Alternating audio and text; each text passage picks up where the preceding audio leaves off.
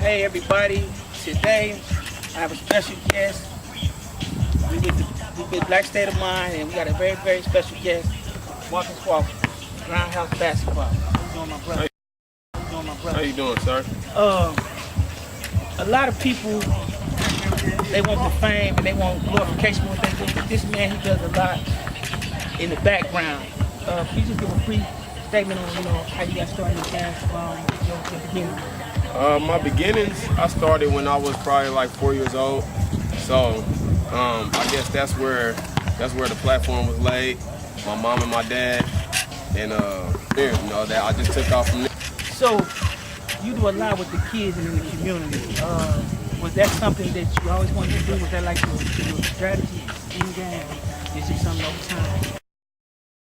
Get back and just seeing certain things as I grew up, I just knew that I wanted to be a person that outside of sports, which that's what I'm known for, that I wanted to give back to my people. Okay, that's beautiful. Speaking of like the community giving back, like everybody always talks about the negative in Kansas City. Talk about what you represent with Grindhouse and what you're doing to show positiveness in the community. I guess with Grindhouse, I got two businesses though. Okay. Grindhouse Basketball is my basketball business, but I got a foundation called the Heart of Kansas City Foundation, and that's basically where we focus on giving back to the home and also with the underprivileged kids. So Grindhouse kind of helped me with the platform to do the Heart of Kansas City because so many people knew me from sports. They were willing to help me as far as giving back to the community. Something that they probably wouldn't have done, but I just used, I guess, my popularity to just bring awareness to what I wanted to do in the community. Speaking of that, like when you just put up, all the kids know who you are. I mean, they follow you. And what do you feel about being a role model? I take that very seriously. I got nieces, nephews. I guess for me it's so important because I know I was the first male to graduate out of my family. And so after that happened, I kind of start seeing things change. And so I guess like with the popularity of becoming like a sports athlete, I didn't go to the NBA or nothing like that, but as far as Kansas City, you know what I mean, I just used that and just ran with it and just try to show, you know what I'm saying, whether you younger than me or older than me, you can do whatever you want to. When I went on your site, one of the first steps you talk about is educate yourself. Speak on that. As far as educating yourself, I feel like that's the major key to everything because a lot of people will tell you certain things or, you know what I mean, you'll hear certain things from other people, but you never go and research or you never go and seek that knowledge for yourself to get a clear understanding. So somebody could sell you a dream that is totally false, but if you don't go out there and seek the information for yourself, you might be taking yourself through a path of destruction.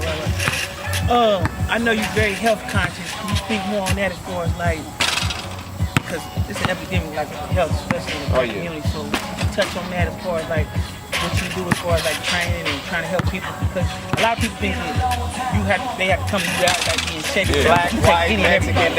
That for me don't matter, but I think I'm so health conscious because when I was playing overseas, when I was first presented that information, I was like clueless. You know what I'm saying? So then I had to start researching and seeing what's good for my body.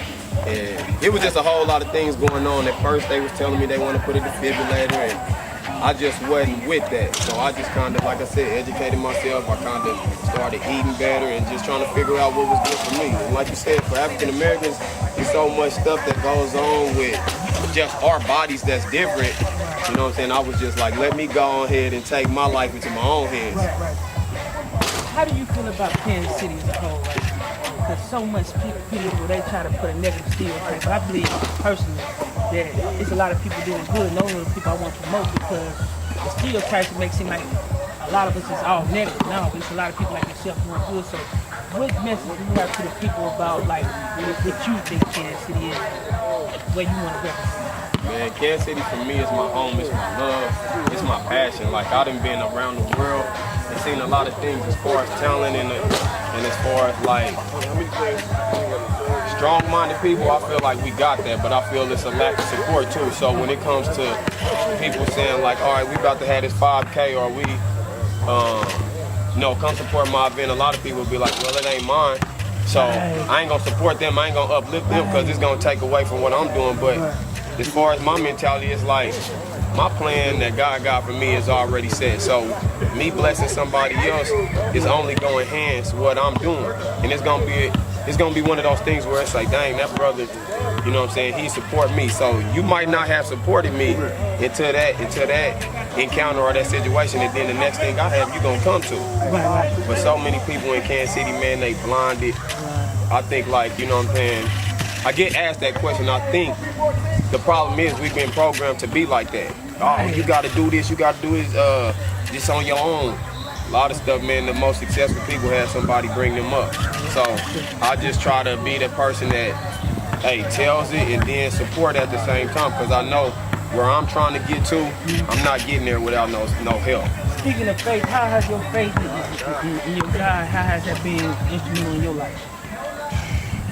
Man, hey, that's what I stand on with anything I do. You know what I'm saying? I don't know what other people think or what they go through, but I know as far as what I've been through and the blessings that I've received from a youngster to now, you know what I'm saying, it's only one reason. And I didn't been tested with my faith a lot of times, you know what I mean? It ain't always been no straight path. You know what I mean? As far as me getting my lawyer started and stuff, I was challenged with that to where I'm asking, like, dang, do I really believe? Is it real? Whatever. But the stuff that's happening to me, you know what I mean? Me standing on that has helped me as far as knowing that it's light at that tunnel. One more thing, like, we were talking about the family. What do we need to do more with the family structure? Because how important was family in your life when you got to where you were? Let's speak on this family structure. I think that's very key. Oh, family is big. I think, like, you know, honestly and realistically, like, I don't know a lot of people on my mama's side. I don't know a lot of people on my daddy's side. But the people that I did have were so close and so, like, instrumental to the person that I become. I know that it's important for what I want to bring to my family, and I don't have kids yet. But, you know what I'm saying, a lot of people just, especially with blacks, man, you see so many other ethnicities and stuff, like, you know, a black parent or something would be like, oh, you got to get out the house, 18. Right. And then you got them Asians and stuff that they'll go buy a whole duplex. It'd be a whole gang of them. Right. And they just save and stacking, and then you'll see all these businesses and they keeping it within their community. But us, we'll send our kids out to the wolves and be like, oh, you got to get it at 18. Right. And that's key what you just said, because to me, I believe that the social and economic agenda in our community is lagging, and that's where it's really hurting. Where a lot of times we feel like we don't have, we really do. We come together and be self-sufficient. Right. You know what I'm saying? So it's strength in numbers. They say that all the time. If a lot of us get together and do some things, right. You mean to tell me none of this can change? I believe that. Oh, yes, it can change. You have an event coming up in October. Would you like to speak on that? Yeah, I got an event coming October the 14th. Right. I got some of the top girls, not only in the Midwest region, but in the country, coming to Kansas City to train with me. And it's just such a blessing, because I remember when I first started, a lot of people told me, hey man, you ain't gonna be able to do that in Kansas City. But it's happening, and so I'm glad that I stood on what I did, because with this training, I done went to Houston, started training. People look at me like, where you from? You moving down here? And I was like, yeah, but then I had to start thinking, with me being quote unquote one of the better players to ever come out of Kansas City, right. How didn't I have a relationship with the OGs that came before me? That didn't make sense. Right. But you can go down to Houston, New York, and then you can be at a park, or you can go in the gym and train with another player that's in the NBA currently. It does something for your mental, like psychologically. You can say like, dang, they good, but they in the gym with me. Right. But here you got people that go and do great things, and they never come back and give the Kansas City on respect. I know, and that's the thing too, as far as to build up a community, you gotta put those resources back into the community. And I think, you know, everybody takes out, but then nobody put back in. Yeah. How do you feel on that? You feel the same way, or? Hey, with me, I'm probably one of the most outspoken people as far as like the basketball community, for sure. Right. But like, it's a lot of stuff I don't agree with, and I don't have no problem speaking on it. Like, a lot of people, they get out in the community, and I see a lot of people that got these businesses, they go out and do stuff on Christmas, Thanksgiving. But then I'm like, well, what about What about today? Today is what, September the 16th? Yeah. It's people hurting today. Yes. But they gonna do this event because it's gonna big up their business. Right. No respect. No respect. Do it as often as you can. Just don't do it when you feel like you're gonna get promotion or recognition. Look, man, I don't got Christmas. That's what you're supposed to do. Yeah. But what about today? Hey, see, that's one thing, like, this is really why I wanted to do this platform, because we need to hear your story. Because it's a lot of people in Kansas City that do a lot for the community that they don't really know. We need to put you out there on the forefront, man. Yeah, You know what I'm saying? It's love, man. If anything I can do to do it, my Ika, you know, we partners, you know, this fam. So whatever we can do to make that happen, we're gonna make it happen. Yes, sir. Any last words or words of encouragement you want to give to the people? Just love on your community. Not even just, it ain't even just a racial thing, man. For real, it's loving on people in general, because there's so much wild stuff going on. You know what I'm saying? You never know what that one small that one act of kindness to do for somebody's life. You might change somebody, or you might guide them from not wanting to commit suicide. Might want to, you know what I'm saying, just help a person, see that person on the street, give them $5. You don't know what they're gonna do with the $5, but that's on them. No question. You did your part.